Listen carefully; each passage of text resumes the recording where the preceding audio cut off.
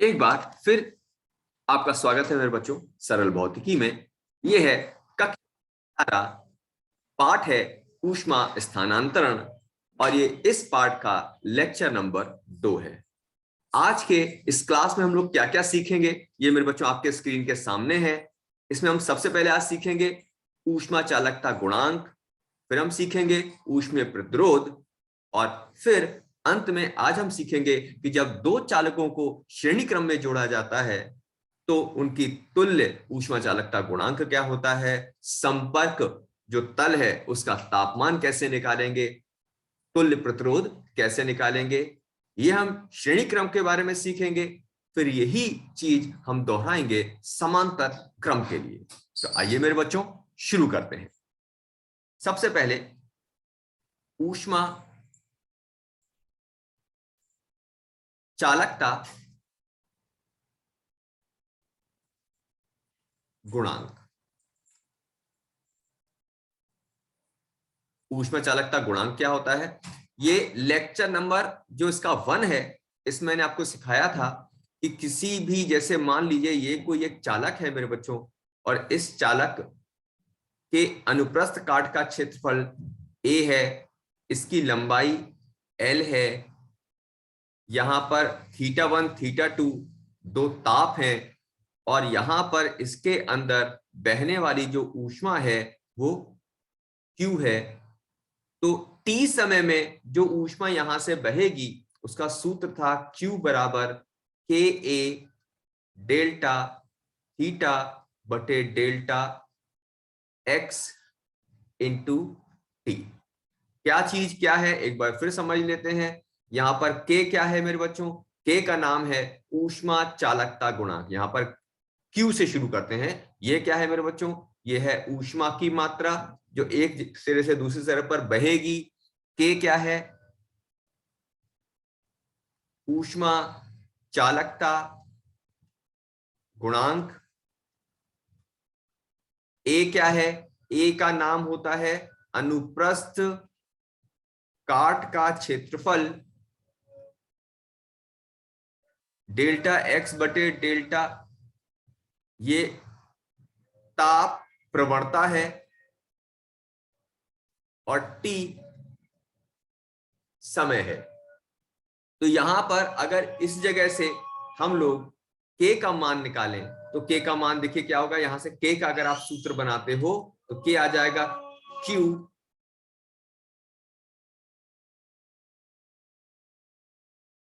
यहां Q की K का मान निकालते हो तो ये आ जाएगा Q upon A delta theta बटे डेल्टा x इंटू टी। अच्छा, यदि मैं A को भी 1 मान लूं, यानी एकांक अनुप्रस्थ काट का क्षेत्रफल, यानी अनुप्रस्थ काट के क्षेत्रफल का मान 1 मान लूं, डेल्टा थीटा बटे डेल्टा x यानी ताप प्रवणता का मान भी कितना मान लूं? 1 मान लूं और T बराबर भी 1 मान लूं, यानी इसके बटे में जितनी चीजें आप देख रहे थे इन सब का ही मान कितना मान लिया जाए? इन सब का ही मान 1 1 मान लिया जाए। तो ऐसी अवस्था में K किसके बराबर आ जाएगा मेरे बच्चों? ऐसी अवस्था में K बराबर आ जाएगा Q। यहीं से ऊष्मा चालकता गुणांक की परिभाषा बन जाएगी। कैसे बन जाएगी? कि किसी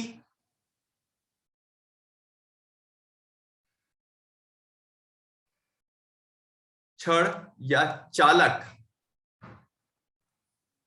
के पदार्थ का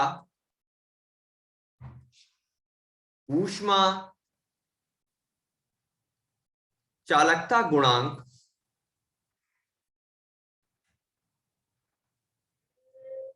उस पदार्थ से बनी छड़ से प्रवाहित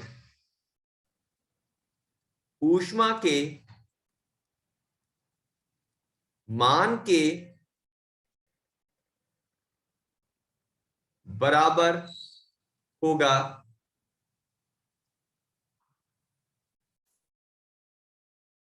यहां एक शब्द और जोड़ देते हैं, उस पदार्थ से बनी छड़ से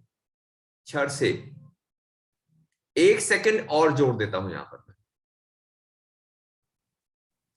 उस छड़ से 1 सेकंड में प्रवाहित ऊष्मा के मान के बराबर होगा, जबकि छड़ का अनुप्रस्थ काट का क्षेत्रफल तथा छड़ के अनुगत ताप प्रवणता का मान एकांक है। ठीक है, यानी सीधी सीधी बात क्या होगी मेरे बच्चों, सीधी सीधी परिभाषा है कि यहां पर अगर आप ध्यान दो तो जो K है यानी ऊष्मा चालकता गुणांक है वो किसके बराबर हो जाएगा, ऊष्मा के बराबर हो जाएगा। कितने समय में, 1 सेकंड में प्रवाहित ऊष्मा के बराबर हो जाएगा, जबकि छड़ के का अनुप्रस्थ काट का क्षेत्रफल और छड़ के अनुगत ताप प्रवणता का मान दोनों ही एकांक यानी 1 हो। ये हो गया ऊष्मा चालकता गुणांक की परिभाषा। नेक्स्ट, इसके बाद मेरे बच्चों आ जाता है, देखिए K किसके बराबर आ गया, Q A डेल्टा थीटा बटे डेल्टा x ताप प्रवणता इंटू। अब यहां पर आ जाता है K का मात्रक।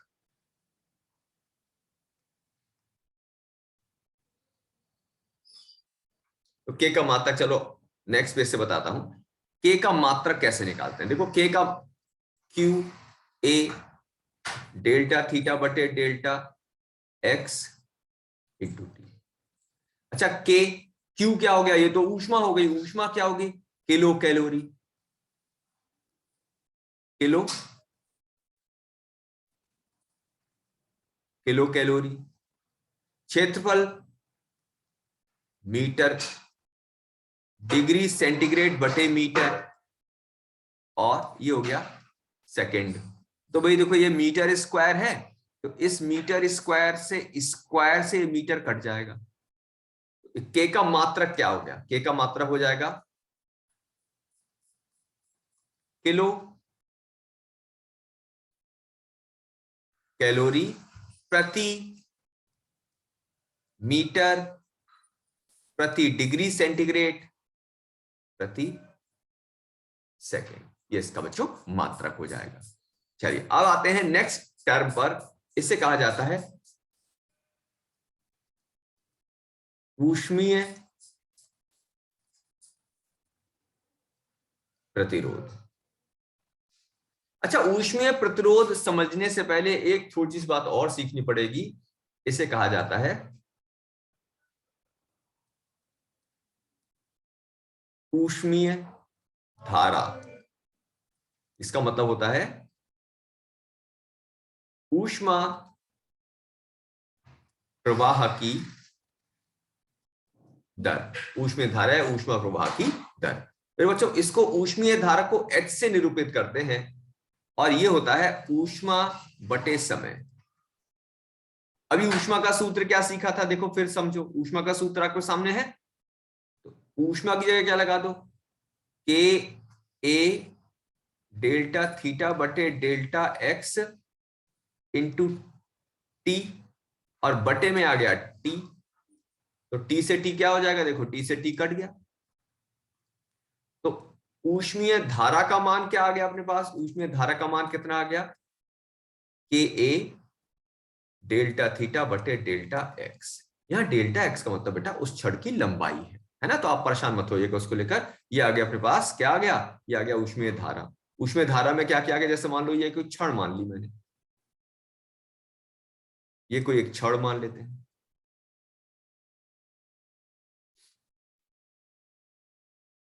ठीक है। इस क्षण में क्या मान लें, इस क्षण में ये मान लेते हैं, ये हो गया इसका अनुप्रस्थ काट का क्षेत्रफल, ये होता है देखो अनुप्रस्थ काट का क्षेत्रफल, ये देख रहे हो ना आप, ये हो गया इसका अनुप्रस्थ काट का क्षेत्रफल, जो कितना हो गया ये मान लेते हैं A। डेल्टा थीटा का मतलब पता है क्या है? जैसे मान लो ये θ1 है, ये θ2 है, तो यहाँ डेल्टा थीटा का मतलब होता है θ1 माइनस θ2, ठीक है। और यहाँ डेल्टा एक्स का मतलब क्या होता है? जैसे मैं कह दूं बच्चों ये लंबाई एल है, यहाँ डेल्टा एक्स का मतलब हो जाएगा एल लंबाई, यानी छड़ की लंबाई को डेल्टा एक्स कह दे, ठीक है। तो इस छड़ का अगर कोई पूछे कि इसमें कितनी ऊष्मीय धारा प्रवाहित होगी मेरे बच्चों, तो इसमें कितनी ऊष्मीय धारा प्रवाहित होगी, ये सूत्र आपके सामने लिखा हुआ है कि ए डेल्टा थीटा बटे डेल्टा एक्स, ये तो होगी ऊष्मीय धारा। अब आ जाते हैं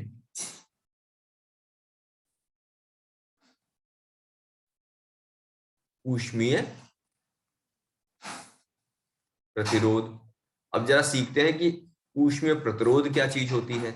जैसे मान लो मेरे बच्चों ये मेरे पास कोई भी एक छड़ मान ली मैंने,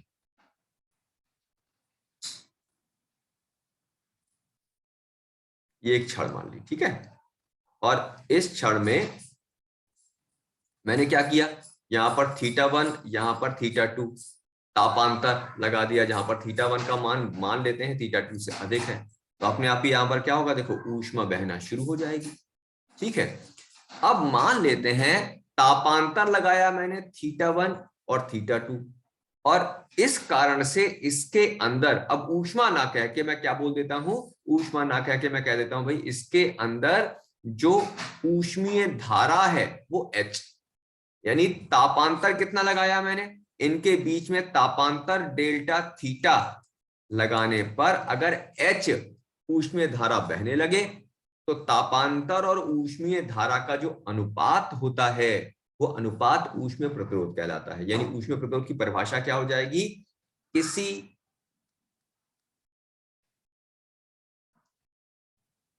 क्षण के अनुगत, किसी क्षण के अनुगत लगाए गए तापांतर तथा उसके कारण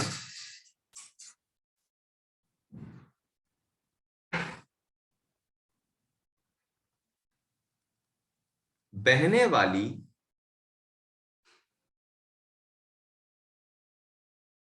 ऊष्मीय धारा, यानी H की बात हो रही है, का अनुपात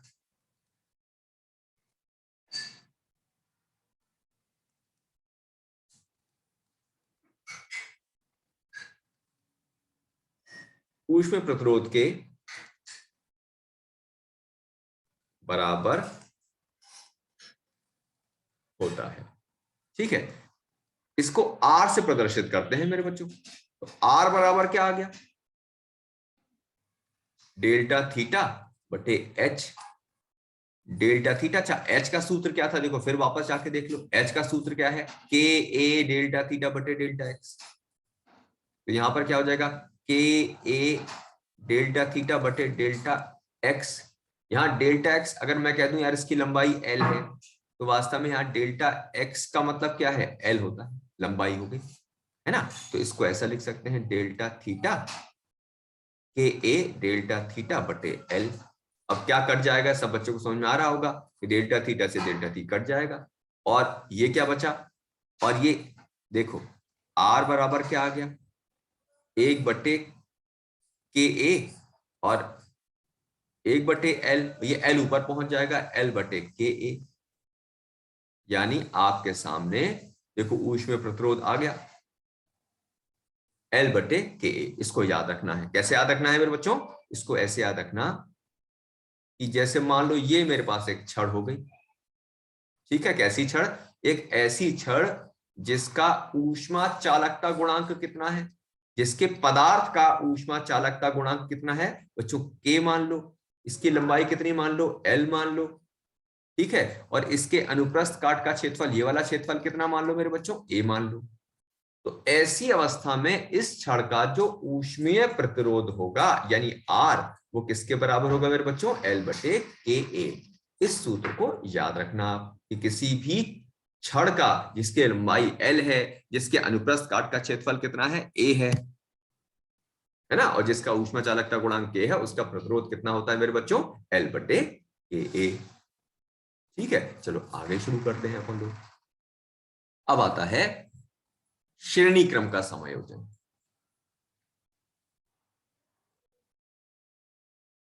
क्षणों का या चालकों का, ठीक है बच्चों, चालकों या क्षणों का श्रेणी क्रम में समायोजन। अब सबसे पहले तो भी परिभाषा ही समझ लो कि यार श्रेणी क्रम का मतलब क्या हुआ। दो चालकों को तुमने श्रेणी क्रम में जोड़ा तो मतलब आ गया, क्या मतलब हुआ श्रेणी क्रम में जोड़ने का। ठीक है, तो पहले परिभाषा सीखते हैं मेरे बच्चों। जब दो या अधिक छड़ों को इस प्रकार जोड़ा जाए कि प्रत्येक छड़ से ऊष्मीय धारा का मान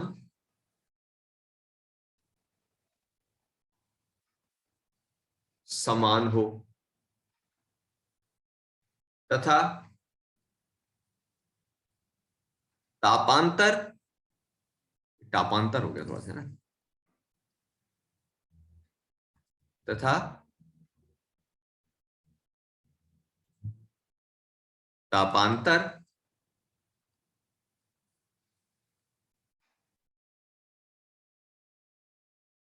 भिन्न हो।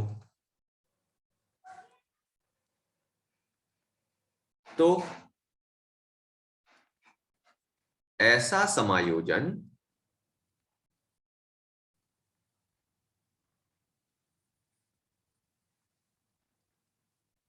श्रेणी क्रम में समायोजन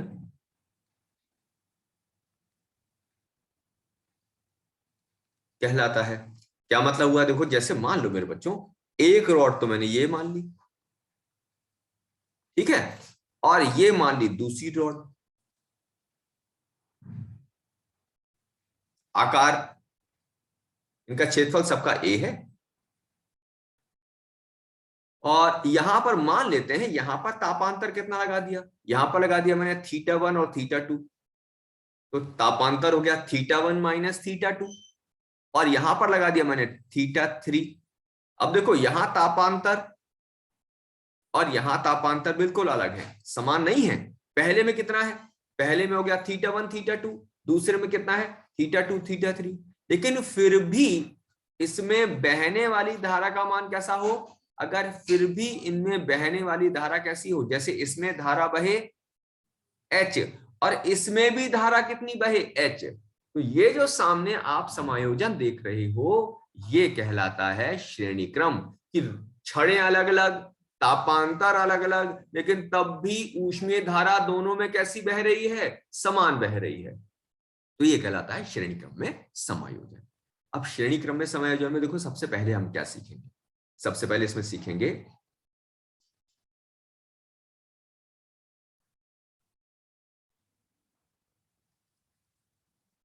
श्रेणी क्रम में संपर्क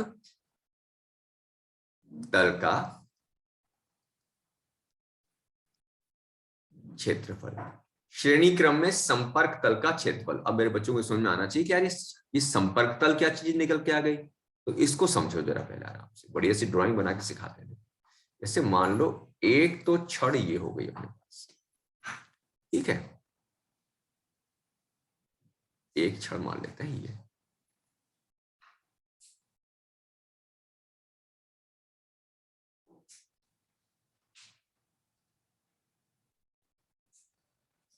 ठीक है, और एक छड़ और मान लेते हैं, ये दूसरी छड़ मान लो।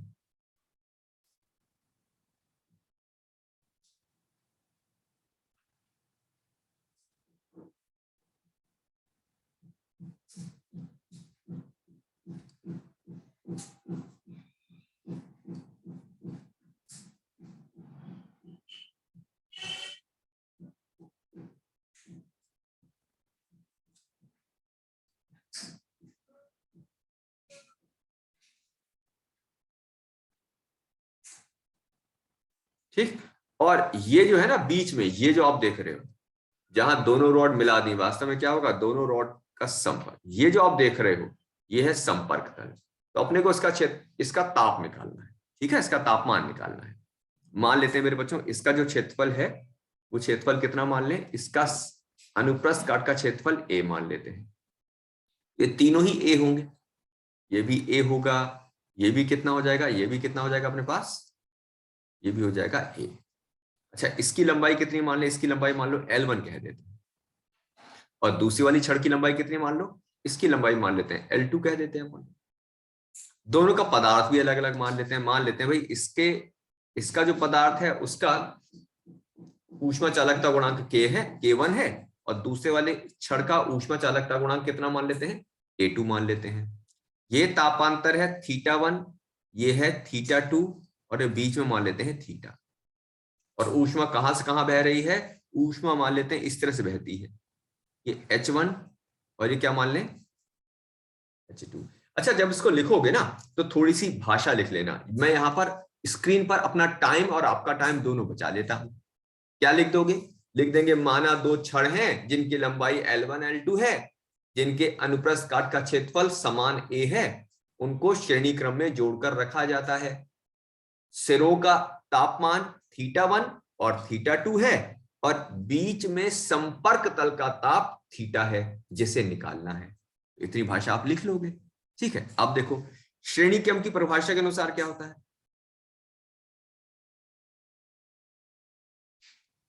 क्रम की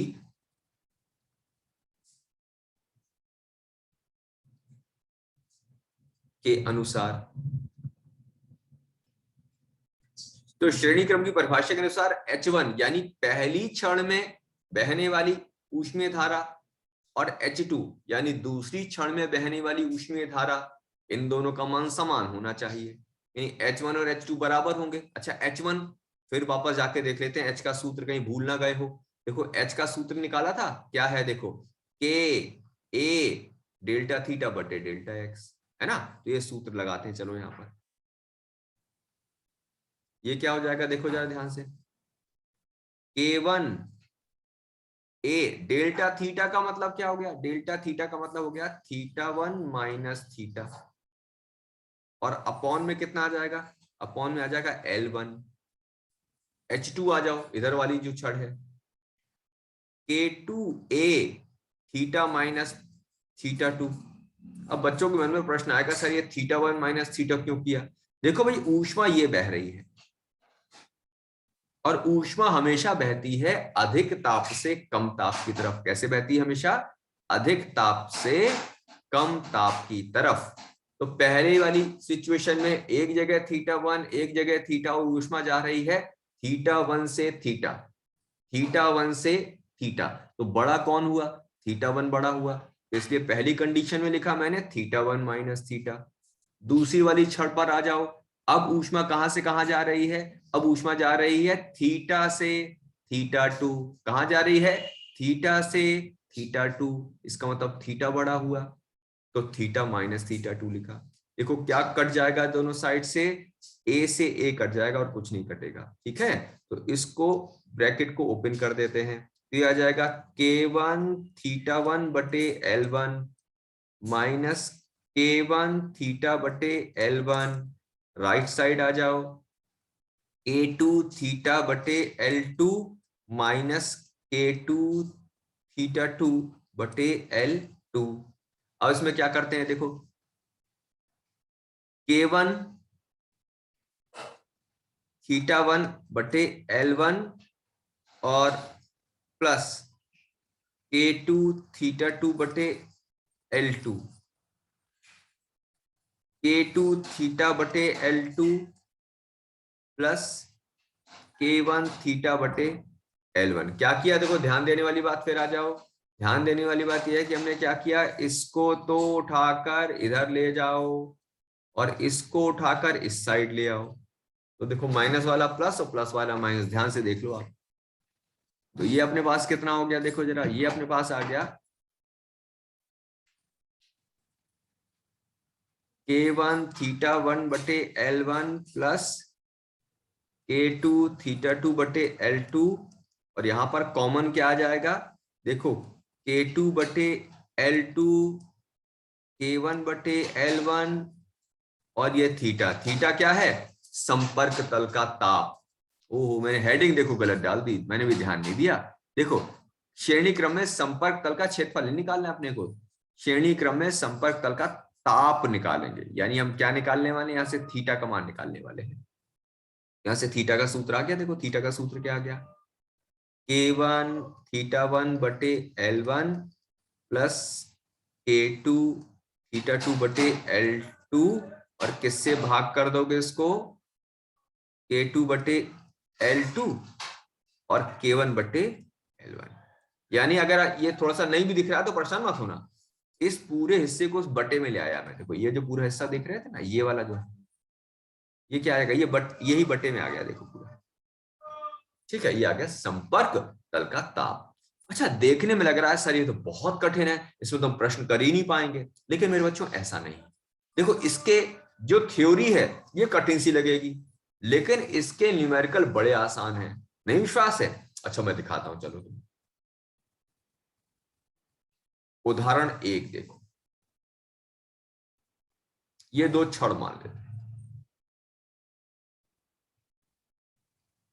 ठीक है बच्चों, ये दो छड़ मान ली मैंने। बहुत आसान न्यूमेरिकल होते हैं इसके। एक का ऊष्मा चालकता गुणांक के और दूसरे का मान लेते हैं 3K।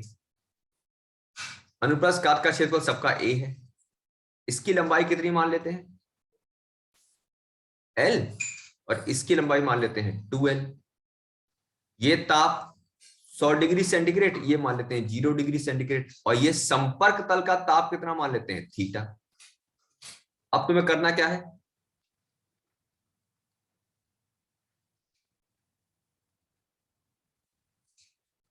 उपरोक्त प्रश्न में संपर्क तल का ताप, अक्सर मैं क्षेत्रफल बोल जाता हूं, ज्ञात करो। उपरोक्त प्रश्न में संपर्क तल का ताप ज्ञात करो। अब देखो कैसे ज्ञात करेंगे। सबसे पहली बात, जैसे ही उन्होंने श्रेणी क्रम कहा, तो श्रेणी क्रम में ये अगर H1 है तो ये भी H2, तो कोई जरूरी नहीं जो पहले वाला बड़ा सा फॉर्मूला आया था ना, ये वाला फॉर्मूला आया, अगर ये थ्योरी में डिराइव कराने को आए, व्यंजक उत्पन्न करने को आए, तो ऐसे लिखना पड़ेगा। प्रश्न के लिए रटने की जरूरत इसको नहीं। देखो प्रश्न कैसे करेंगे, यहां क्या करेंगे, देखो H1 किसके बराबर, H2 के बराबर है ना। H1 किसके बराबर, H1 हो जाएगा K A डेल्टा थीटा का मतलब 100 माइनस थीटा और बटे L। H2 अब K की जगह 3K, क्योंकि इसका तो K की जगह 3K दे रखा है। एरिया A ये हो जाएगा थीटा माइनस 0 और बटे 2L। अब देखो क्या कट जाएगा दोनों साइड से, ध्यान से देखते हैं। K से K कटा, A से A कटा, L से L कट गया, तो कितना, यहां तो बचा 100 माइनस थीटा और इधर बचा 3/2 थीटा। 2 से जाकर तिरछी गुणा कर दो, पूरे में गुणा करना, 2 से गुणा करोगे तो आ जाएगा 200 minus 2 theta equals to 3 theta, तो ये आ जाएगा 5 थीटा। तो थीटा कितना आ गया,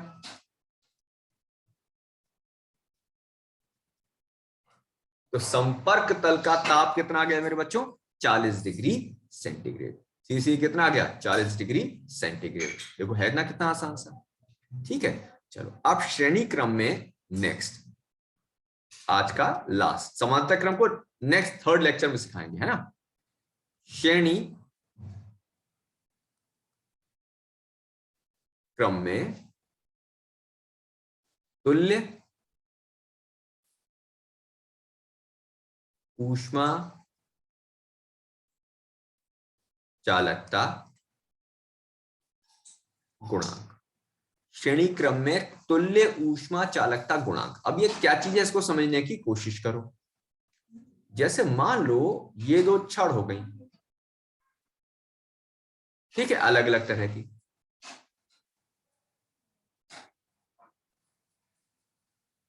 अलग अलग तरह की मतलब, अलग अलग तरह के मतलब भाई इसकी लंबाई हो गई कितनी, इसकी लंबाई मान लेते हैं ये K1, लंबाई कितनी इसकी L1, ठीक है, क्षेत्रफल A है। और ये दूसरी जो छड़ है इसका ऊष्मा चालकता गुणांक K2 और इसकी लंबाई कितनी मान लें L2। अच्छा, तुल्य ऊष्मा चालकता गुणांक का मतलब क्या होता है समझते हैं। अगर कोई कहे कि भाई ऐसा है, इन दोनों रॉड को हटा दो और मुझे इसके जैसे ही एक रॉड बता दो, दोनों हटा दो और उसके लिए एक रॉड, तो इसका यानी दोनों पदार्थों की छड़ को मैं हटा दूं। क्या किया, दोनों पदार्थ की छड़ हटा दी मैंने। K1 ना मुझे K1 चाहिए ना मुझे K1 K2 चाहिए, लंबाई कितनी है L1 प्लस L2, यानी दो अलग अलग पदार्थ, जैसे मान लो एक एल्यूमिनियम की है और एक कॉपर की है, L1 लंबाई एल्यूमिनियम की और बाकी L2 लंबाई कॉपर की। अब दोनों मिलके लगी हैं। अब मैं कहता हूं भाई मुझे अलग अलग नहीं चाहिए, मुझे तो कोई एक ही पदार्थ चाहिए जो दोनों के समतुल्य काम करे, तो उसे बोलेंगे के समतुल्य। अब के समतुल्य कैसे निकालेंगे जरा सुनो। के समतुल्य निकालने का बड़ा आसान तरीका भाई देखो, अगर ये दोनों छड़ इसके समतुल्य हैं तो ये बात तो तय है। बोले क्या बात तय है, ये तय है कि इसमें अगर H1 जाएगा तो इस कंडीशन में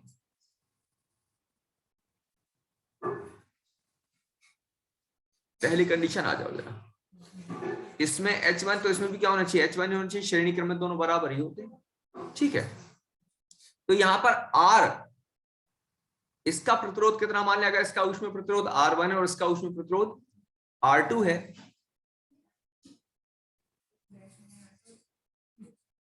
और इसका ऊष्मीय प्रतिरोध कितना मान लें, इसका ऊष्मीय प्रतिरोध R तुल्य मान लें, तो हम सभी जानते हैं तो श्रेणी क्रम में क्या होता है पता है,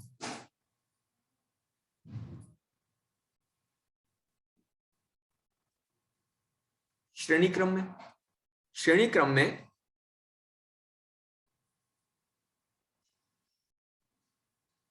1/R तुल्य इसके बराबर होगा।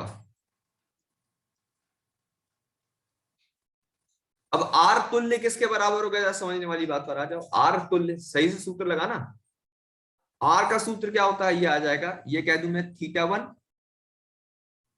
θ2 θ1 थीटा, 1/R तुल्य कितना होगा, R तुल्य कितना हो जाएगा L1 plus L2 upon K तुल्य into A।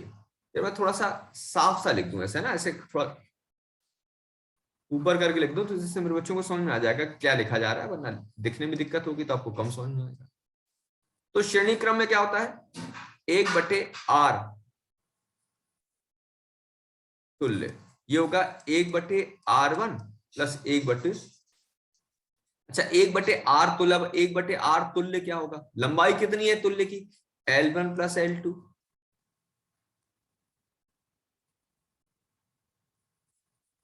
Into A। R1 कितना होगा L1/K1A। R2 कितना है,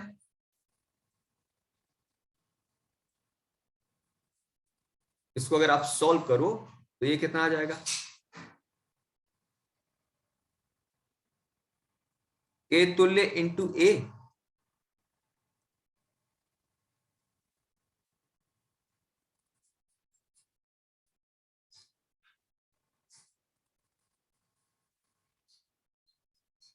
क्या तीनों साइड से कट जाएगा,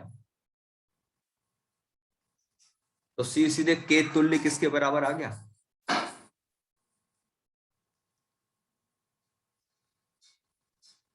K तुल्य किसके बराबर आ जाएगा, देखो ये पूरा ब्रैकेट तो ऊपर आ गया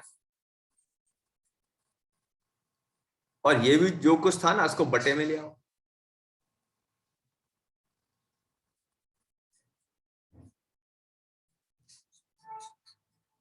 आ गया सूत्र, देखो इतना आसानी से। तो अगर श्रेणी क्रम में चीजें जुड़ी हुई हैं तो उनका तुल्य ऊष्मा चालकता गुणांक कितना होगा? K तुल्य बराबर होगा L1 प्लस L2 और K1 upon L1 plus K2 upon L2। यानी ये चीज हम याद रखेंगे आज के लेक्चर की। अगर मान लो मेरे पास ये दो छड़े हैं जिनका ऊष्मा चालकता गुणांक K1 K2 है, इनकी लंबाइयां L1 और लंबाई L2 है, तो यहां पर जो K तुल्य होगा यानी श्रेणी क्रम में तुल्य ऊष्मा चालकता गुणांक ये होता है L1 प्लस L2 और बटे में क्या आ गया देखो एक बार मैं भी देख लेता हूं। अच्छा बिल्कुल सही है, कितना आ गया देखो K1 अपॉन L1 और K2 अपॉन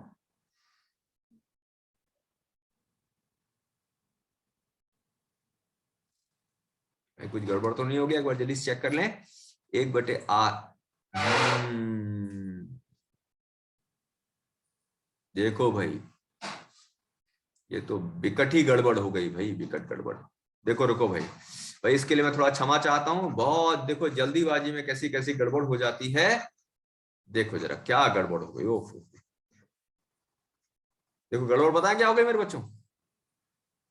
हम श्रेणी क्रम करते करते समांतर क्रम का सूत्र लगा गए। देखो कितनी बड़ी गड़बड़ हो गई।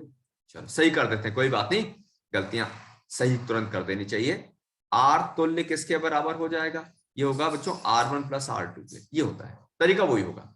आर तुल्य का मतलब L1 प्लस L2 और के तुल्य R1 कितना हो जाएगा? R1 हो जाएगा L1 बटे K1A, R2 हो जाएगा L2 बटे K2A। ठीक है बच्चों, तो यहां पर बटे में A सब जगह से कट जाएगा। ये कितना आ गया देखो L1 प्लस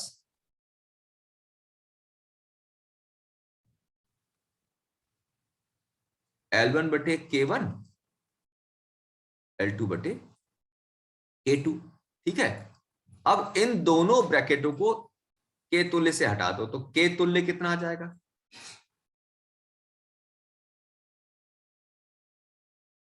समझ में आ गया? जो पहले हो गया था उसमें क्या गड़बड़ हो गई थी, वहां पर समांतर क्रम का सूत्र लग गया था। श्रेणी क्रम में तो R बराबर R1 प्लस R2 होता है। इसको जल्दी से सुधार लेते हैं, इसलिए उत्तर उल्टा आ रहा था अपना। ये आ गया बिल्कुल सही सूत्र। ये आ गया तुल्य। तुल्य चालकता कैसे सूत्र निकालेंगे समझ लेते हैं। चलो उसको जैसे यहां पर था इसको सही कर देते हैं। जैसे मान लो मेरे बच्चों कितना हो गया, जैसे के तुल्य की बात कर रहे हैं तो के तुल्य कितना होगा मेरे बच्चों? ये आ जाएगा L1 प्लस L2। ये आ जाएगा L1 बटे K1 और L2 बटे K2। ये आ गया तुल्य चालकता का सूत्र। तो मैं आशा करता हूं मेरे बच्चों आपको यहां तक समझ में आया होगा। अगर कोई भी टॉपिक जैसे आप पढ़ते हो और आपने वीडियो देखा और आपको मान लो कोई चीज समझ में नहीं आ रही है तो आप क्या किया करो, तुरंत उसको क्या किया करो, कमेंट में लिख दिया करो। ठीक है कि सर ये वाला पोर्शन नहीं आया, तो मैं नेक्स्ट वीडियो में इसको और अलग से समझाने की कोशिश करूंगा। तो आपके सपोर्ट के लिए मेरे बच्चों यहां तक के लिए बहुत बहुत धन्यवाद। कल हम इस पर फिर बात